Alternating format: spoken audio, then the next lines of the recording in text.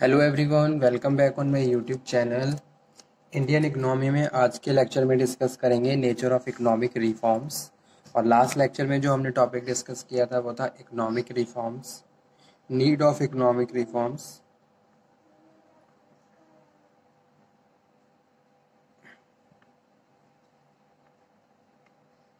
ठीक है, need of economic reforms में जो पॉइंट डिस्कस कर रहे थे वो थे to achieve higher growth rate. Higher growth rate करने के लिए हम इकोनॉमिक को रिफॉर्म्स करते हैं in the various way. Reduce the poverty and employment level, productivity के लिए control inflationary pressure, storage of foreign exchange, share of the world trade, shortage of finance. तो ये सारे रीजन है जिसकी वजह से हमारी कंट्री इंडिया को इकोनॉमिक रिफॉर्म्स की ज़रूरत पड़ती है। ठीक है, unnecessary regulation and controls also a valid reason for the economic reforms in the India. Foreign investments also play a very important role in the economic reforms. So now today we are going to start nature of economic reforms. कौन कौन से main natures होते हैं economic reform से, ये हम आज के लेक्चर में डिस्कस करेंगे. So let's cover. Economic reforms were introduced under the Rajiv Gandhi regime, but they did not yield the desired results. ठीक है, स्टार्ट इसकी राजीव गांधी के टाइम से ही हो गई थी, लेकिन उस टाइम डिजायर्ड रिजल्ट्स को अचीव नहीं कर पाए just because of an number of reasons जो हमारी इकोनॉमी में as a negative role play कर रहे थे. After resumption of office by the PV Narasimha Rao on the June 1991, second phase of economic reform were adopted as stabilize, measure and structural adjustment that were designed to restore internal and external confidence. So, the nature of economic reforms can be stated as first one है.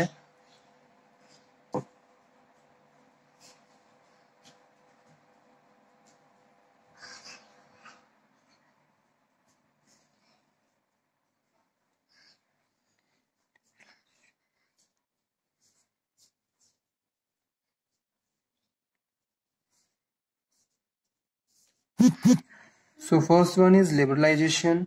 The fundamental feature of the new economic reform is that it provides freedom to entrepreneur to establish any industry. ठीक है, तो सबसे पहला जो nature है economic reforms का वो क्या है, लिबरलाइजेशन. यानी कि यहाँ पे हम बात कर रहे हैं कि भाई जो इंडस्ट्रियलिस्ट हैं या फिर जो इंडस्ट्री है उनको एस्टेब्लिश करने के लिए बहुत सारे जो रूल्स एंड रेगुलेशंस हैं या जो ओवर रोल हैं उनको कम कर दिया जाए. ठीक है, ताकि फ्री होके इंडस्ट्रियलाइजेशन हो सके, गुड्स का मूवमेंट हो सके. तो वही चीज लिबरलाइजेशन में डिस्कस कर रहे हैं. The fundamental feature of the new economic reform is that provide freedom to entrepreneur. Entrepreneurs को फ्रीडम दी जाए, ठीक है, to establish any industry, trade और बिजनेस वेंचर. ठीक है,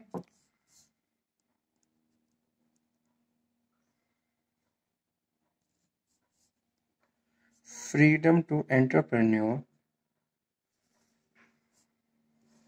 to establish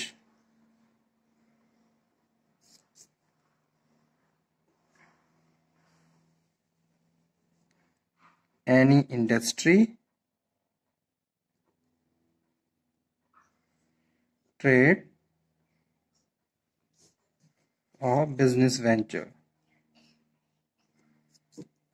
The meaning of economic liberalization, freedom for economic decision. Main point में लिखता जा रहा हूं ताकि आप उसको समझ लो. फ्रीडम फॉर यानी कि जो इकोनॉमिक डिसीजंस हैं उनमें फ्रीडम होनी चाहिए.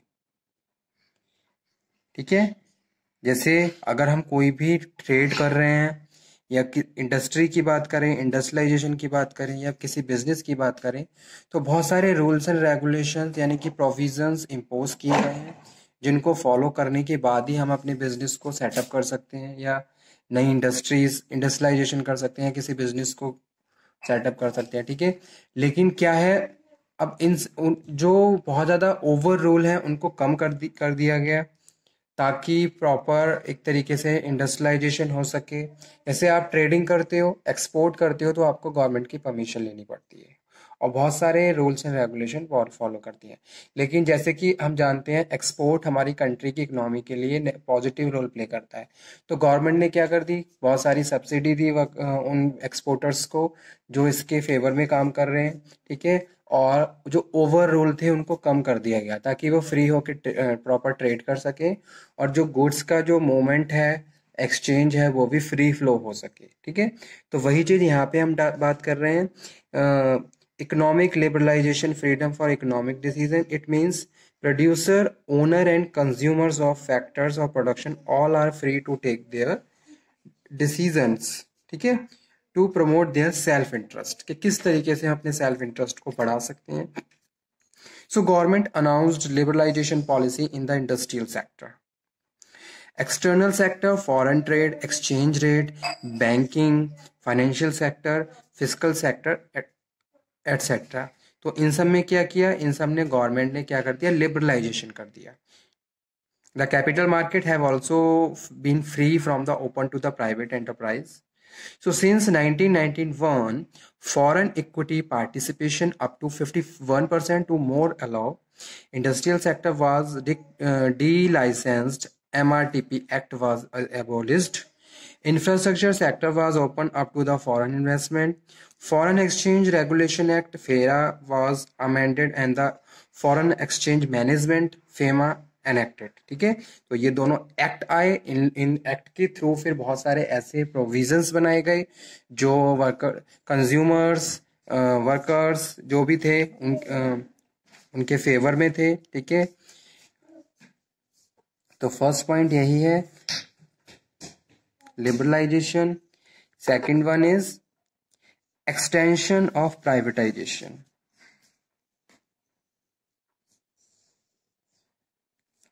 एक्सटेंशन ऑफ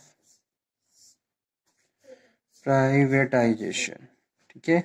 सेकंड जो नेचर है इकोनॉमिक रिफॉर्म्स का वो है privatisation.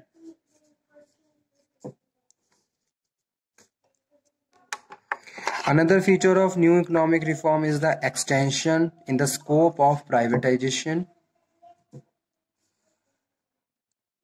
According to the DR Pendse, privatization is a process which reduces the involvement of state and public sector of in country economic activity, ठीक है। Privatisation का मतलब ये है कि भाई गवर्नमेंट का इन्वॉल्वमेंट, स्टेट और पब्लिक सेक्टर का जो इन्वॉल्वमेंट है वो कम हो जाता है अगर हमें किसी भी इकोनॉमिक एक्टिविटी की बात करूं, ठीक है। तो यहाँ पे मैं लिख देता हूं इसको,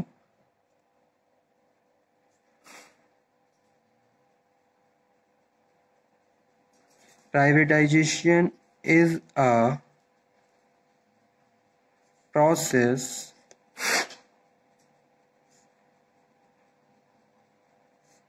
which reduce the involvement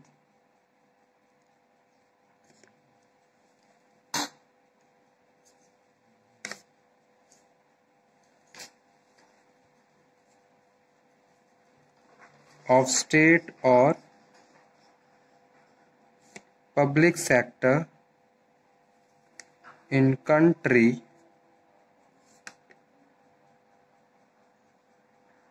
economic activity. The basic objective of privatization everywhere is to improve the performance of public sector undertaking so as the financial burden of taxes pay, ताकि टैक्सेस को पे किया जाए। In the wave of the privatisation out of 17 industries reserve from the public sector, 11 industries have been given to the private sector. The scope of privatization has further been extended by the offering greater opportunity of investment to the foreign private investors, ठीक है। तो इससे क्या है, बहुत सारी other opportunities बढ़ जाती हैं अगर हम प्राइवेटाइजेशन की बात कर रहे हैं। थर्ड जो कैरेक्टरिस्टिक्स है इकोनॉमिक रिफॉर्म्स का वो है globalisation of economy.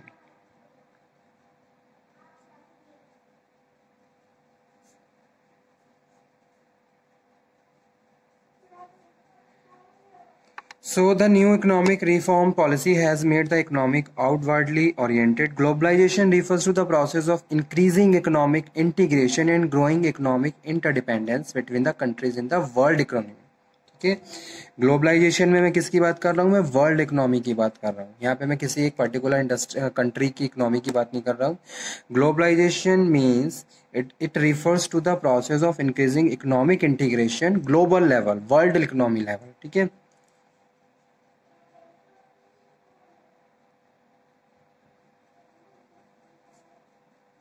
refers to a process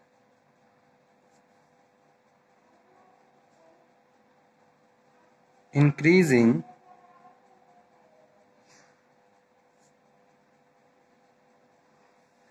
economic integration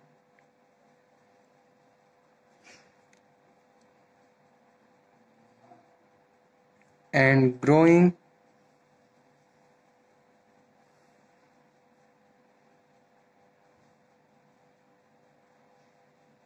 economic interdependence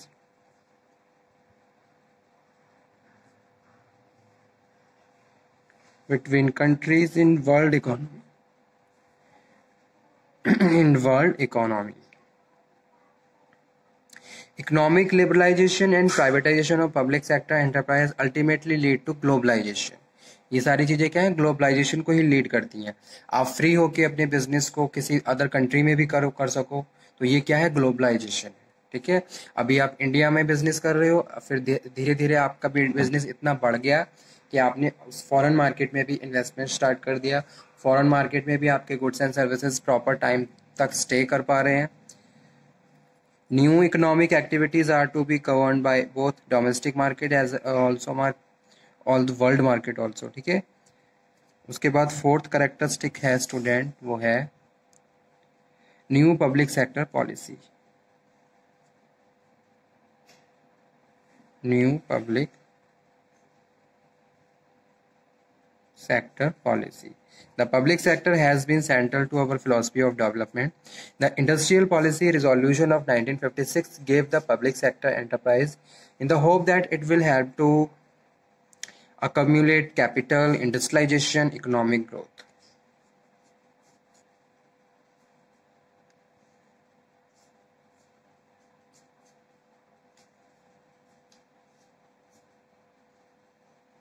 Industrialization,